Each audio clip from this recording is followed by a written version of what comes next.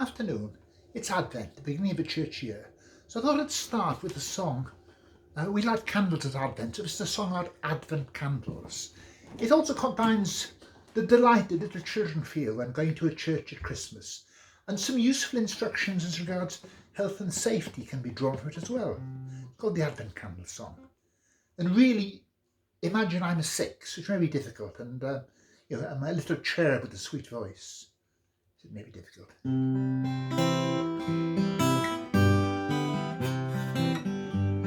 See the Advent candles standing in a ring. What a pretty sight they show us, Christmas is coming.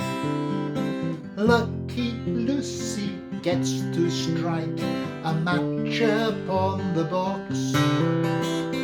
All at once its head comes off, sets fire to her socks. Oh, see the flames leap upwards, Lucy goes berserk. We bring a fire extinguisher, oh dear, it does not work. Everyone is shouting, rushing to and fro. Pretty soon the church becomes a total inferno. See the bishop blazing, listen to the choir.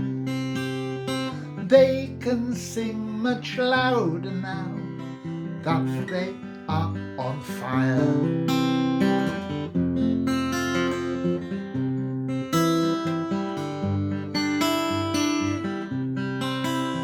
The fire brigade are coming now, down the street they dash.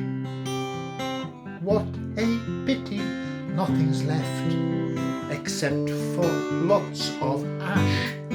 But what a jolly time we've had, watching smoke and flame. It was so much fun, we all must come to church again. Advent candles.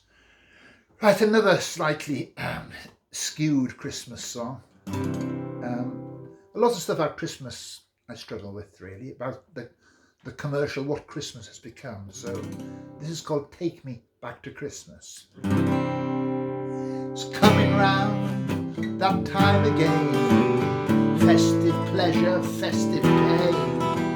Charity cries out, commerce gains, the neon and the stars. Kids learn greed and lose control as Santa Claus within their souls. Sweet choristers and drunkards roll in the churches and the bars.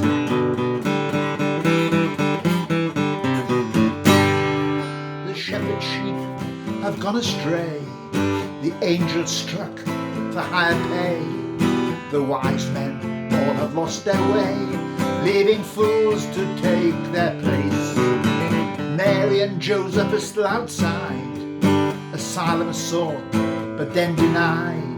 King Herod wins by a landslide, an exit from God's grace.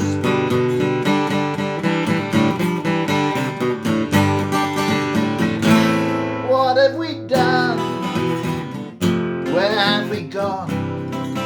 What now the destination of this road on which we run? Take me to the time before it all went wrong. Oh, can someone take me back to Christmas?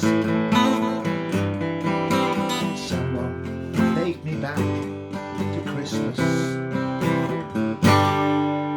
Today's the day we fake the dream, synthetic smiles upon a screen, but never hear the silent scream. We close our ears again. Today's the day we pour the scorn, twist holly in a wreath of thorn, to crown the one who Christmas born offered to take our pain.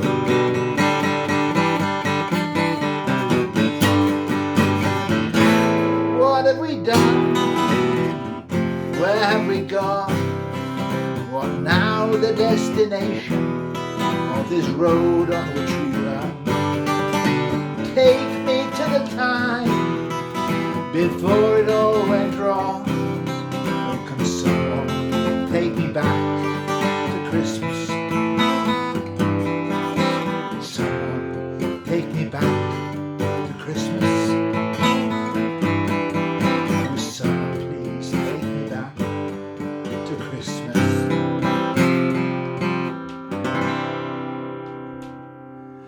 Yeah, right. Another Christmas song. This is one. It's about a man who really met Santa Claus.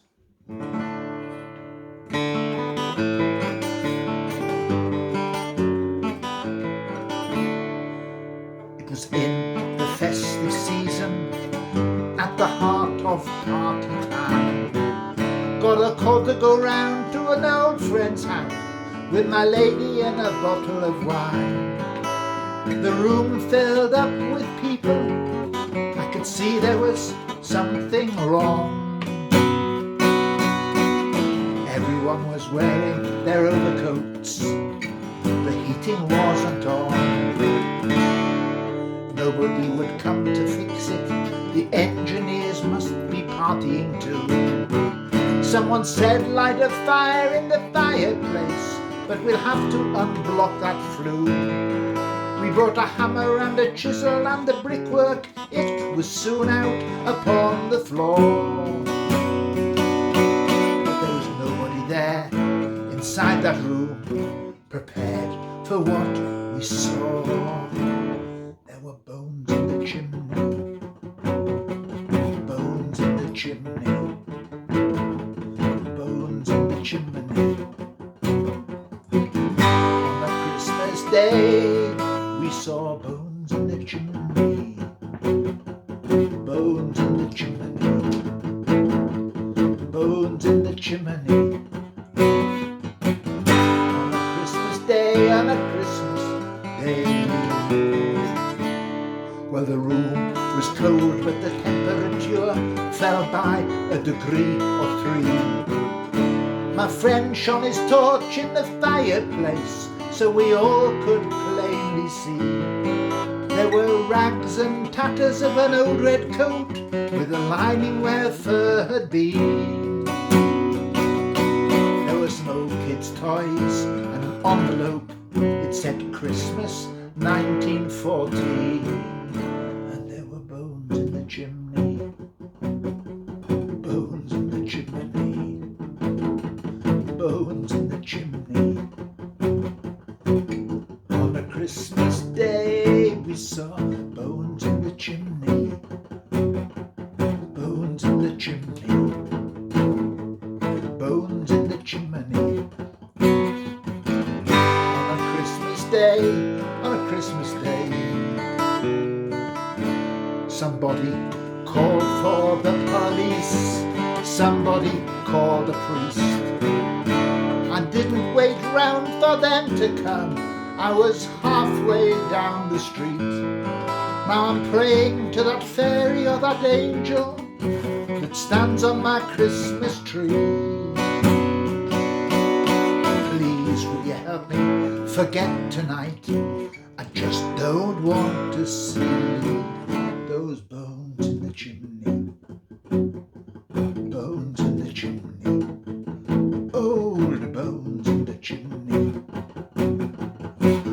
On a Christmas day, bones in the chimney, bones in the chimney, bones in the chimney. On a Christmas day, on a Christmas day.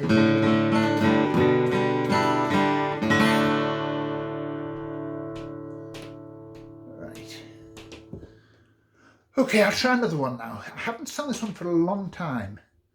I may forget the words because it's not the shortest of songs. It's got a Christmas connection in that usually people go Christmas shopping. Maybe, thankfully, we can avoid a lot of that this year. But it's a song about the difficulty some old people find when they go shopping and have to adapt to a world where everything is modernised and the shops change so much. So this is a bit of a sad story about a gentleman called Albert who used to go to the corner shop and then suddenly he had to go to that new thing, a supermarket. Albert Goodfellow goes shopping.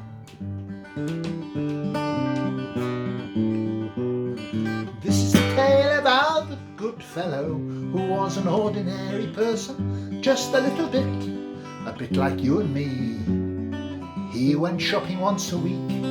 He went shopping for to seek a packet of Allen biscuits. They were his only luxury.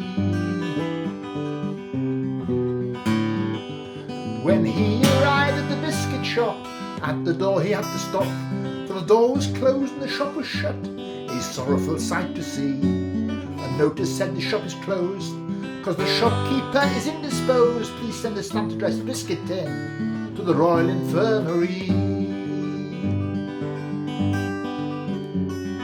Albert looked around for himself, his thoughts were in a jumble.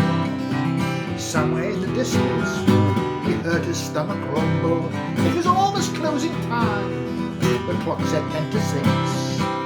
Oh, where would he be without his weekly Bix? Albert looked across the road to where the supermarket rose. He'd never been in one before, but this was an emergency. It was half a mile long, half a mile wide, almost twice that big inside, so Albert thought they must have biscuits there. So he went inside to see. He went up to the girl at the desk and said, "Please, miss, I have a request. Could you kindly tell to me just where the biscuits are?" She looked at him as if he were a child, gave a condescending smile, hit the microphone, turned a dial, and said, "Consumer Enquiry to Information Centre, please assist in location of biscuit stack 2467B.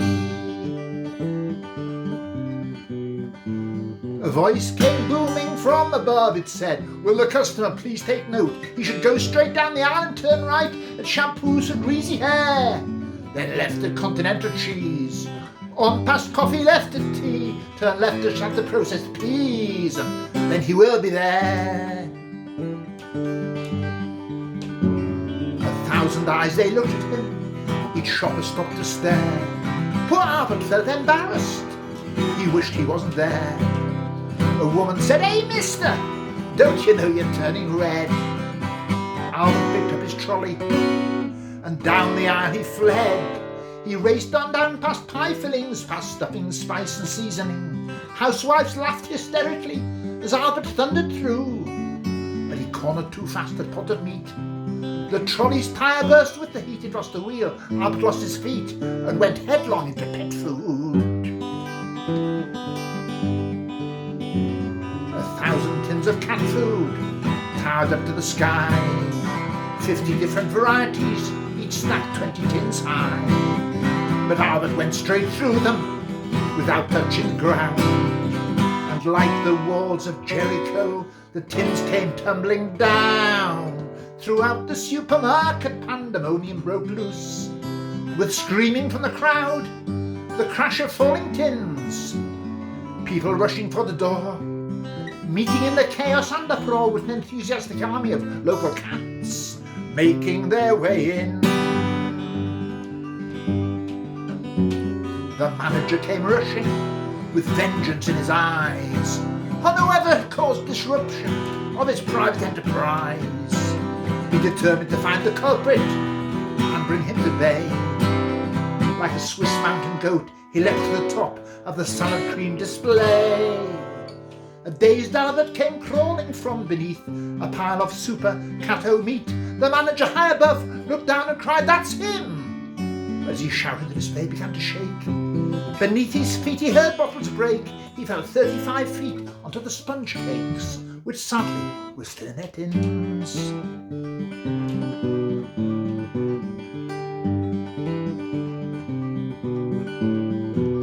Outside in the street by now the police were arriving, but round the supermarket door chaos still reigned supreme. A tearful lady in a flowery hat with several students from local flats were rescuing half-drowned and sticky cats.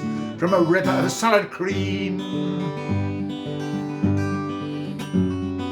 And meanwhile in bathroom necessities, Albert found himself trapped. The lights had gone and round his knees, a tide of salad cream lapped. All exits were sealed by fallen tins, his prospects they seemed bleak. They might have biscuits, he said to himself, but I shan't come here next week.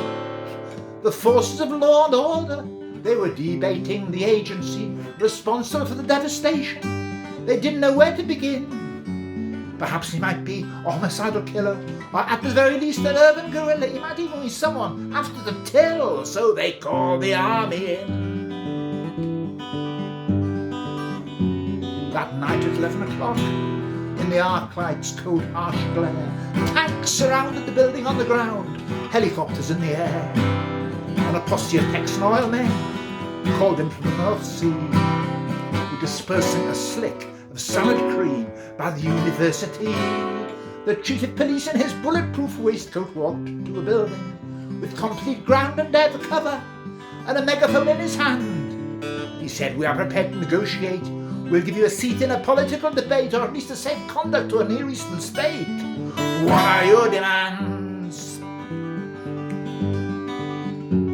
The gathered crowd fell silent, awaiting the reply, when a quavering voice, it was Albert, spoke up from deep inside. He said, "I have just one request, and I'm pleading on my knees. Oh, will you let me go home with £5 of Arara biscuits, please?"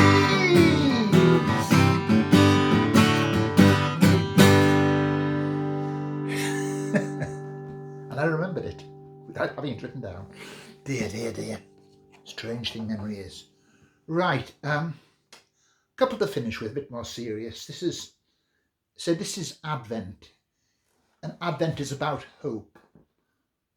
For the believer, hope that Jesus, as he said, in some way will come again and sort out all our messes at the end. This is, I suppose, about that. It's generally about hope. It's called Airwaves. Turn off the radio, my dear. Tonight I'm hearing something else instead. Maybe it's that music on the other airwaves, the sort that only play inside your head. Maybe it's a sound or a vibration in the ground. Maybe I'm just taken by surprise by the still small voice crying out, "Rejoice!" Could make a dead man yawn, wipe his eyes. Or maybe it's the fat lady singing. Maybe it's the small birds in the dawn. Maybe it's a funeral procession, or the sound of a child being born. The atheist professor on his deathbed swore he saw no meaning in it all.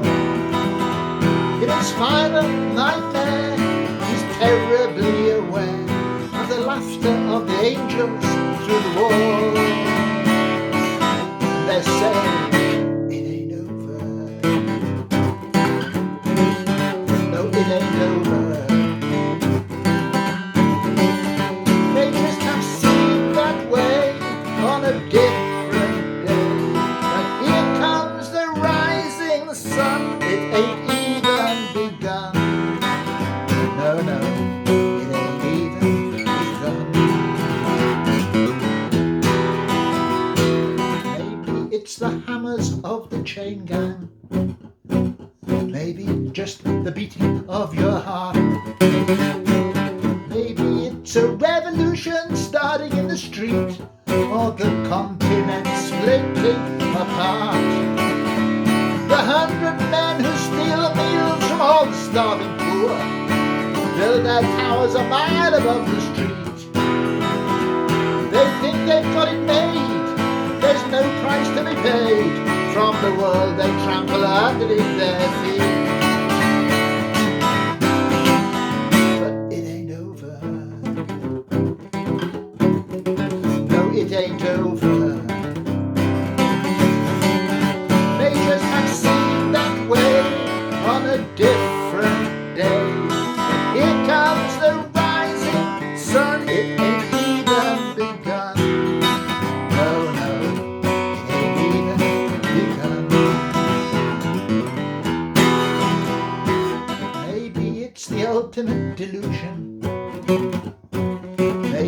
just a fever in the blood. Maybe it's a foothold in a world of sliding sand. Maybe the warm hill above the flood. A while ago, I'm sure you know the story. One man who faced the world and took it on.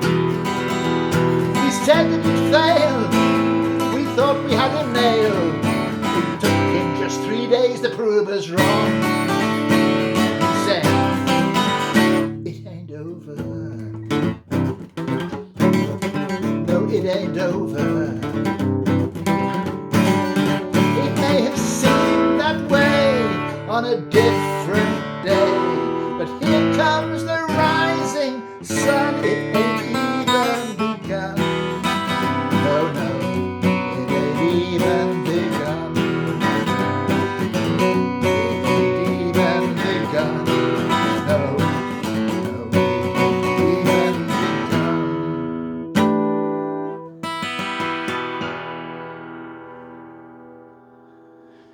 Here. To finish with.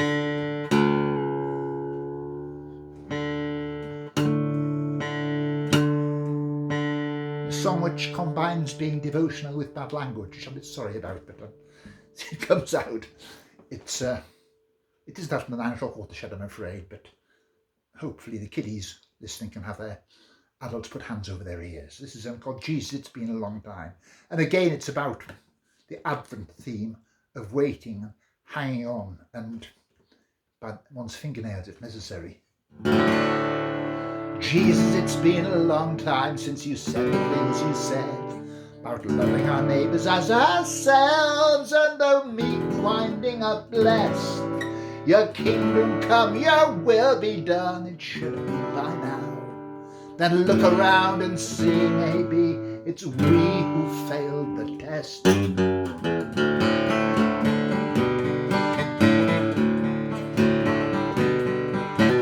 Jesus, it's been a long time since you did the things you did. Good friends of mine with rational minds find it all a bridge too far. Signs and wonders and miracles you don't see much these days. They say it's science and technology that got us where we are.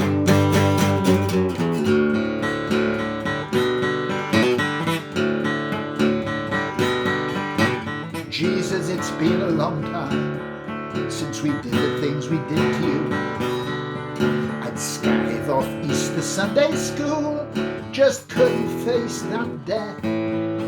Those cruel priests and soldiers, I'd have struck the bastards down. But that was not your way, you died forgiveness on your breath.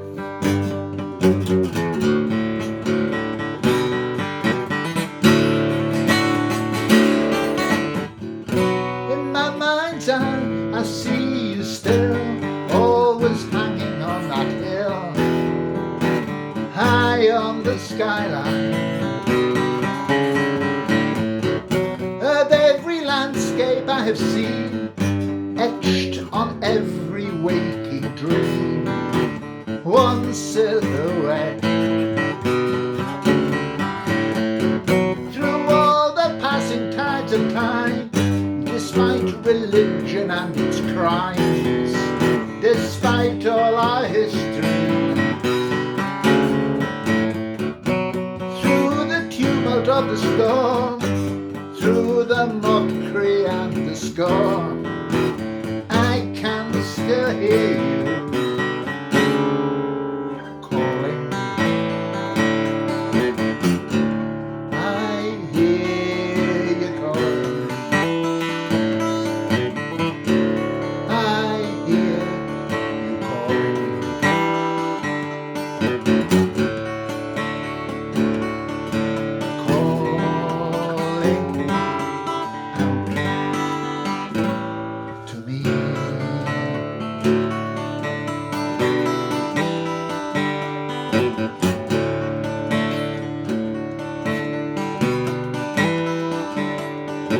Jesus, it's been a long time since I said the things I said those promises on my lips, the holy water on my brow.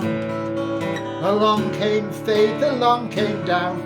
It takes a lifetime finding out. The further you go, the less you know. But I ain't quitting now.